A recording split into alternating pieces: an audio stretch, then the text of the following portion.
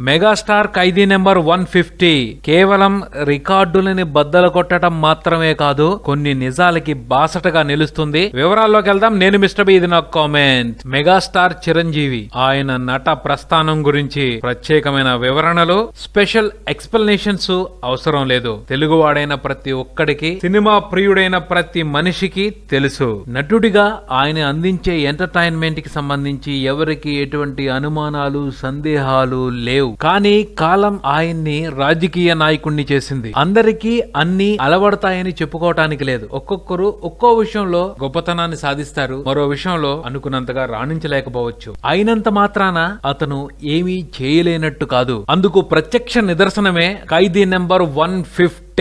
రాజకీయంగా తెలుగు వాళ్ళందరూ మెగాస్టార్ తో కలిసి రాలా, ఇది నిజం, ఒప్పుకోవాల్సిందే. బట్ మెగాస్టార్ ఎంటర్టైన్మెంట్ ని ఆస్వాదించడానికి ఏ విధమైన అరమరికల్ని, అడ్డుగోడల్ని పట్టించుకోలేదు, ఇది కూడా నిజం, ఒప్పుకోవాల్సిందే. సినిమా విడుదల ముందు చాలా మంది చెప్పుకుంటా వచ్చారు, రాజకీయంగా చాలా అప్రతిష్ట మూటగట్టుకున్నాడు, ఈయన్నేం చూస్తారు జనాలు అని. కానీ తెలుగు ప్రజలు రాజకీయాన్ని, సినిమాని ఒకేలా చూడరు అని బ్రహ్మాండంగా నిరూపించారు. పాలిటిక్స్ దారి, ఫిలిమ్స్ దారి వేరు వేరు. దేన్ని ఎలా చూడాలో, దేన్ని సపోర్ట్ చేయాలో, దేన్ని సపోర్ట్ చేయకూడదో మాకు తెలుసు అని అందరూ ఆశ్చర్యపడేలాగా ఖైదీ నెంబర్ 150 ని సూపర్ హిట్ చేశారు. నిజంగా తెలుగు జనాలు మీరు సూపర్, అంతే.